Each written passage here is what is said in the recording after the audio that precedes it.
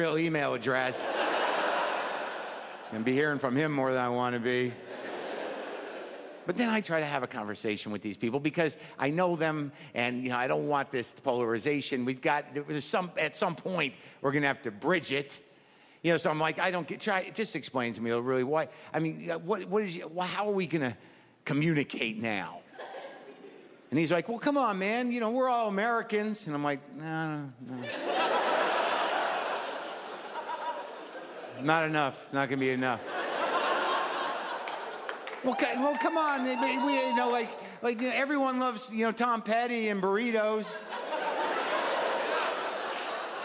Yeah, that's true, but I don't think Petty is enough to bridge this gap. I just don't think that he has that power at this juncture. And they're like, why? We just don't talk about politics. I'm like, here's what bugs me, man. There are people that had to climb out of their hate holes to vote for this guy. They never voted before. They had to figure out where to vote and how to do it. They had to take time away from hating, which was hard for some of them, and vote for this guy. And now you're aligned with them. You're on the same side as them. You're part of that. And they're like, well, I bet you that guy likes Petty. I think if you, seriously, man, if you just talk to him, stayed away from politics, they're just people, man. I'm like, well, what, you mean I'm gonna go to Chipotle with that guy? Sit there and be like, wow, you prefer the bowl over the burrito? Interesting. Yeah, I like the bowl. Oh, yeah, uh-huh. Yeah, Tom Petty, you like Petty? Oh, I fucking love Petty. Oh, that's cool, that's cool. I hate Jews, though, I hate Jews. Yeah, it's going south quick. Maybe we shouldn't talk about politics. As if that's politics.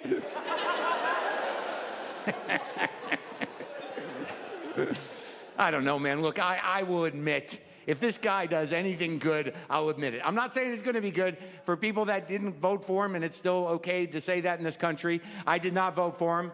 But for us, it's not going to be good. It's always going to be horrible. We're not going to one day wake up in the next 3.5 years and go like, holy shit, this turned around. We're just going to have to eat that. We're going to have to suck that up and fight the fight that we can fight, but it's not going to be good. But if he does anything good, I'll admit it. That said, if it's much worse than we ever anticipated, which is really fucking bad, the people that voted for him are going to have to apologize. That's all. They're just going to have to apologize.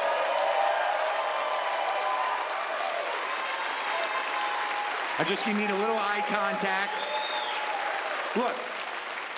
Look, even if we only have 8 minutes before the missiles hit, I'm going to need a little eye contact and a few words. Even if it's like, oh man, I didn't think he'd do this. This is crazy, bro. Sorry.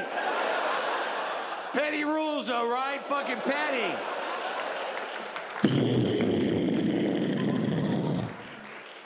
Cue free falling.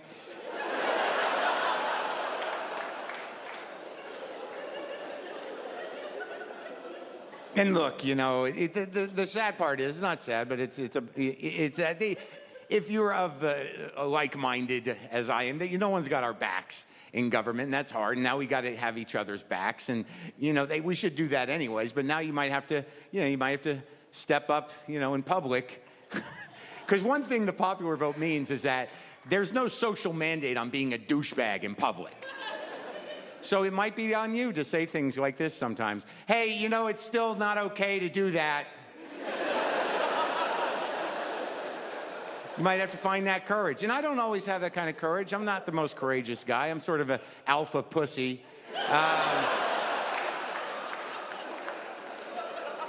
Yeah, we exist. There's the classic alpha male, just a meathead, rage-filled, like, rah!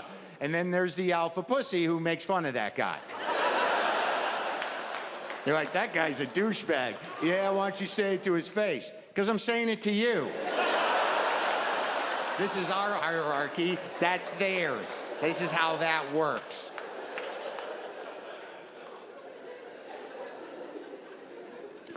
I don't know how, I don't know how much time I have left.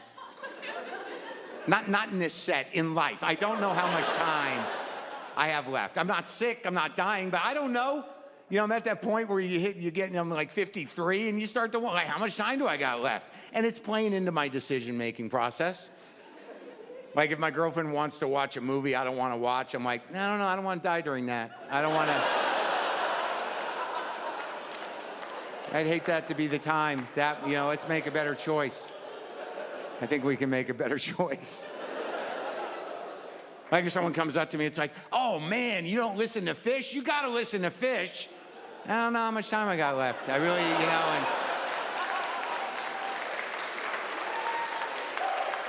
know, and what if I like it? That's like the rest of my life, right? I got no more room in my heart or my mind for another jam band, man. I mean, I got half the Grateful Dead catalog in there, and I think like 3 or 4 Allman Brothers songs. I'm maxed out. I'm filled up. And if you're ever asking me this question, have you seen that documentary with it? Stop right there. I don't know how much time I got left. It's too many documentaries. Let's slow down on the documentaries. We're all loaded up. We got enough for now. I'm not trying to discourage anyone. There's some good ones out there, but there are some bad ones. Sometimes I think documentary filmmaking is just a Hail Mary pass for someone almost giving up on the medium. You know, like, I don't want to hurt anyone's feelings, but just because you have an iPhone and your cat is sick doesn't make you a genius. I'm going to call it 1 out of 9. It's about my cat dying, but it's also about me accepting failure. I think this is much better than the one I made about my dad's struggle to buy pants at an unfamiliar store.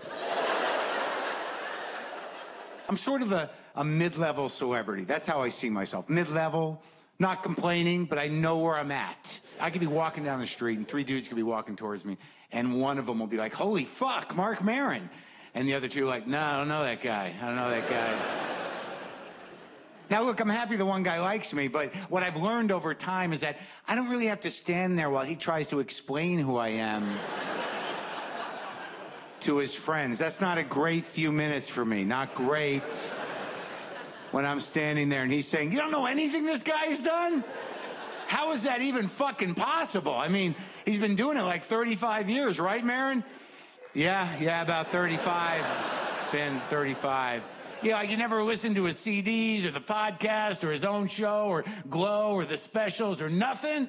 And the guys are like, no, we don't fucking know this guy. And that's when I'm like, I'm going to go, I think. I think I'm going to walk away from this because I didn't work 35 years for this feeling.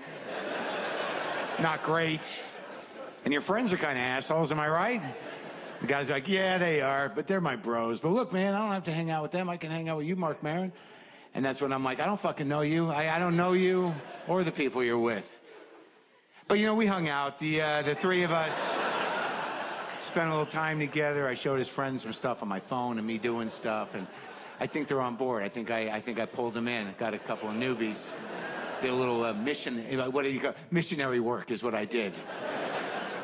I just don't know. I don't know anymore. It's my job to think of funny things, to sit around and think of funny things. And a few weeks ago, I was sitting on my couch, and I realized, like, I just don't know.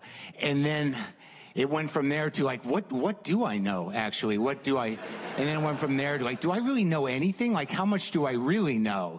And you got to be careful with this type of rabbit hole within your own brain, because it can go quickly to, like, do I even exist? Which is sort of sophomoric. But usually at that moment, I always look at my cat Monkey, and I go, well, Monkey's there, and he's looking at me, so I'm here. So Monkey's always the philosophy killer. I can always rely on him for that. But if you really think about what you really actually know, it's only a few things, like 7 things maybe everybody knows. The rest are just patterns you call a life. But like if you actually made a column of things you're pretty sure you know for sure, and then made another column of how you know those things, most of that column is like, nah, some guy told me. You know, It's not sourced material. It's clickbait and hearsay. That's all. Goes into the head, locks onto a feeling. You're like, that sounds good. I'm going to tell other people that. And that's how brand marketing works, and also fascism, we're finding. So, what is the point? The point is, like somebody, like, I don't know, look, I take vitamins, all right? I take them. I take them every day. I take vitamin B, vitamin C, vitamin D, and every day they're in my hand. I look at them, and in my heart, I think, these don't fucking do anything. There's no way they do anything. I know they don't do anything, but other part of me believes that they do. You can actually believe something that you know is bullshit. It's a problem. So now, man, I take them every day because, you know, I'm afraid to die, and I think it's going to give me a leg up. That's why everybody takes them, right? It's gotten to the point where if I don't take them, I've actually driven back to my house to take vitamins I know don't fucking do anything, because I believe that might be the day I get whatever it's going to be that I get. Do you understand? All right. I think the deeper point here is you never know when someone's going to dump some shit into your head that's going to ruin your life, or at least change it for months, or just cause you trouble. And it could be just in passing, somebody just drops shit into your head and you have to deal with it. Like you could just be having a day and somebody maybe you know or don't know that well goes, "You taking turmeric?" "What?" "Turmeric, are you taking it?" "Turmeric? Yeah, you got to take that shit." "Turmeric?"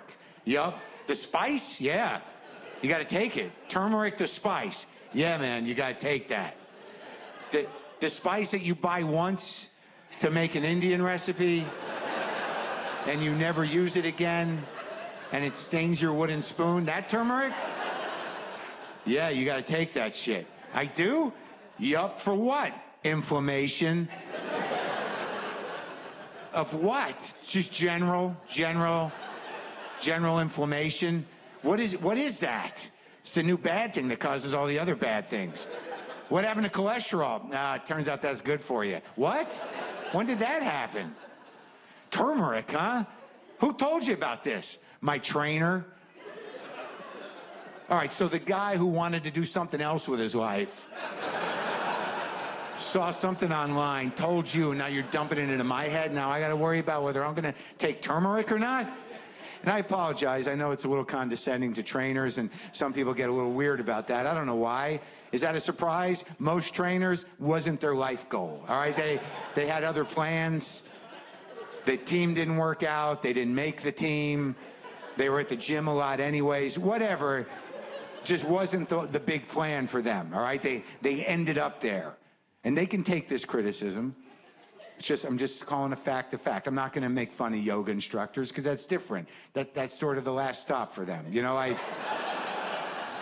you want to be nice to them. You don't know how they got there. It's probably a harrowing tale, but you know you're kind of grateful they made it to wherever they are, and you know that you being in their class is as important to them as they are to you. Like, if it doesn't work out for the trainer, I'm sure he's going to figure out something else to do. The yoga instructor, we really don't know where that goes.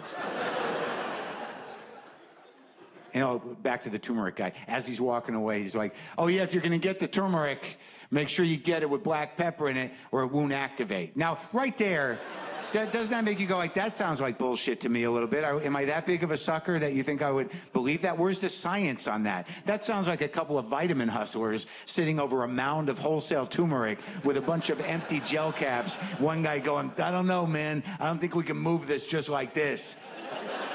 It's just a spice. I think we got to add something." "Yeah, like what, boss?" "I don't know why it's a 30s movie." "I don't know, maybe another spice." "Yeah, like what, maybe pepper?" "Yeah, keep talking. Maybe we say it activates it." "Holy shit, that's a fucking $1 million idea right there. Let's load up these gel caps. Maybe Rogan will move them on his podcast."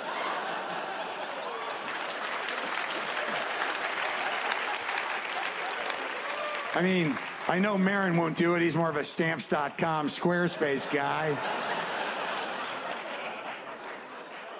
But Rogan's sort of an old school supplement slinger.